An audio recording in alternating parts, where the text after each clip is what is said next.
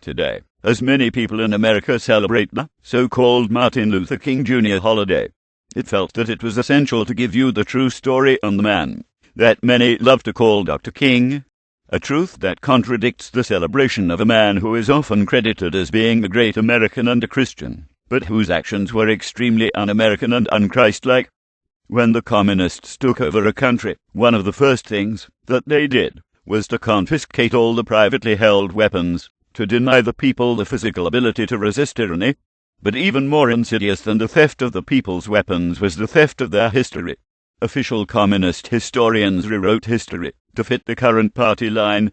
In many countries, revered national heroes were excised from the history books, or their real leads were distorted to fit communist ideology, and communist killers and criminals were converted into official saints. Holidays were declared in honor of the beasts who murdered countless nations. Did you know that much the same process has occurred right here in America? Every January, the media go into a kind of almost spastic frenzy of adulation for the so-called Reverend Dr. Martin Luther King Jr.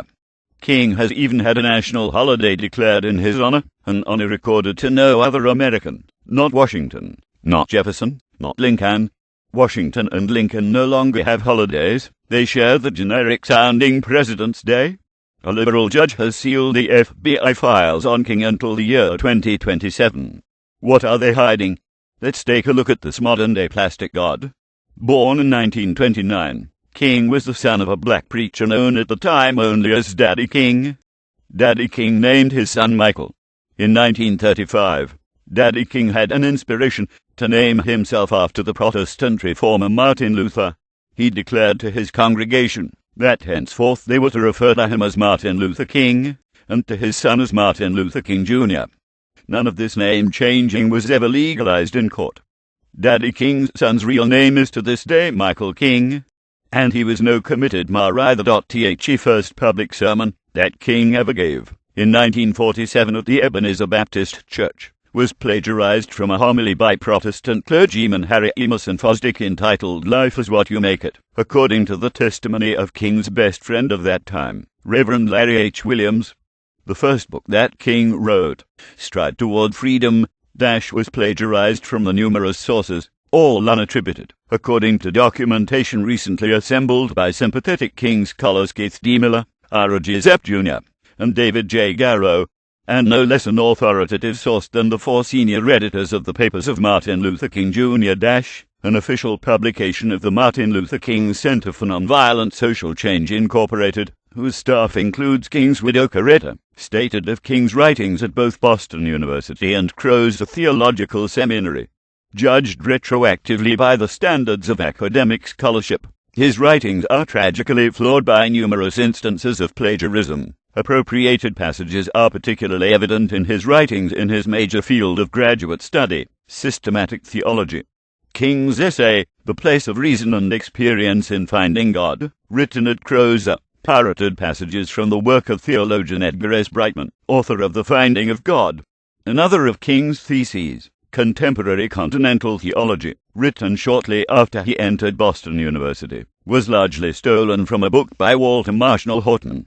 King's doctoral dissertation, A Comparison of the Conceptions of God in the Thinking of Paul Tillich and Harry Nelson Wyman, for which he was awarded a Ph.D. in theology, contains more than 50 complete sentences plagiarized from the Ph.D. dissertation of Dr. Jack Boozer, The Place of Reason in Paul Tillich's Concept of God. According to the Martin Luther King Papers, in King's dissertation only 49% of sentences in the section on Tillich contain 5 or more words that were King's own. In the Journal of American History, June 1991, page 87, David J. Garrow, a leftist academic who is sympathetic to King, says that King's wife, Coretta Scott King, who also served as his secretary, was an accomplice in his repeated cheating. Read in Garrow's article, one is led to the inescapable conclusion that King cheated because he had chosen for himself a political role in which a Ph.D. would be useful, and, lacking the intellectual ability to obtain the title fairly, went after it by any means necessary. Why, then, one might ask, did the professors at Crow's Theological Seminary and Boston University grant him passing grades and a Ph.D.? Garrow states on page 89, King's academic compositions, especially at Boston University, where almost without exception little more than summary descriptions and comparisons of others' writings. Nonetheless, the papers almost always received desirable letter grades, strongly suggesting that King's professors did not expect more, the editors of the Martin Luther King Jr. papers state that the failure of King's teachers to notice his pattern of textual appropriation is somewhat remarkable, but researcher Michael Hoffman tells us, actually the malfeasance of the professors is not at all remarkable. King was politically correct, he was black, and he had ambitions. The leftist professors were happy to award a doctorate to such a candidate, no matter how much fraud was involved. Nor is it any wonder that it has taken 40 years for the truth about King's record of nearly constant intellectual piracy to be made public.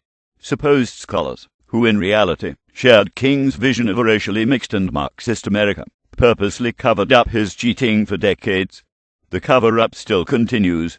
From the New York Times of October the 11th, 1991, page 15, we learn that on October 10th of that year, a committee of researchers at Boston University admitted that there is no question but that Dr. King plagiarized in the dissertation. However, despite its finding, the committee said that no thought should be given to the revocation of Dr. King's doctoral degree, an action the panel said would serve no purpose. No purpose, indeed. Justice demands that, in light of his willful fraud as a student, the Reverend and the Doctor should be removed from King's name. And what about his Marxist-communist connections? Well, friends, he is not a legitimate Reverend. He is not a bona fide Ph.D., and his name isn't really Martin Luther King Jr. What's left? Just a sexual degenerate, an America-hating communist, and a criminal betrayer of even the interests of his own people. On Labor Day, 1957, a special meeting was attended by Martin Luther King and 4 others at a strange institution called the Highlander Folk School in Monteagle, Tennessee. The Highlander Folk School was a communist front, having been founded by Miles Horton, Communist Party organizer for Tennessee, and Don West, Communist Party organizer for North Carolina. The leaders of this meeting with King were the aforementioned Horton and West, along with Abner Berry and James Dombrowski, all open and acknowledged members of the Communist Party, USA. The agenda of the meeting was a plan to tour the southern states, to initiate demonstrations and riots. From 1955 to 1960, Martin Luther King's associate, advisor, and personal secretary was one Bayard Rustin. In 1936, Rustin joined the Young Communist League at New York City College. Convicted of draft dodging, he went to prison for 2 years in 1944. On January the 23rd, 1953, the Los Angeles Times reported his conviction and sentencing to jail for 60 days for lewd vagrancy and homosexual perversion. Rustin attended the 16th Convention of the Communist Party, USA in February 1957. 1 month later, he and King founded the Southern Christian Leadership Conference, or SCLC for short. The president of the SCLC was Dr. Martin Luther King Jr. The vice president of the SCLC was the Reverend Fred Shuttlesworth, who was also the president of an identified communist front known as the Southern Conference Educational Fund, an organization whose field director, a Mr. Carl Braden, was simultaneously a national sponsor of the Fair Play for Cuba Committee, of which you may have heard. The program director of the SCLC was the Reverend Andrew Young, in more recent years Jimmy Carter's ambassador to the UN and mayor of Atlanta. Young, by the way, was trained at the Highlander Folk School, previously mentioned. Soon after returning from a trip to Moscow in 1958, Rustin organized the first of King's famous marches on Washington. The official organ of the Communist Party, the Worker, openly declared the march to be a communist project. Although he left King's employer's secretary in 1961, Rustin was called upon by King to be second in command of the much larger March on Washington, which took place on August 28, 1963. Bayard Rustin's replacement in 1961 as secretary and advisor to King was Jack Odell, also known as Hunter Pitts Odell. According to official records, in 1962 Jack Odell was a member of the National Committee of the Communist Party, USA. He had been listed as a Communist Party member as early as 1956. Odell was also given the job of acting executive director for SCLC activities for the entire Southeast.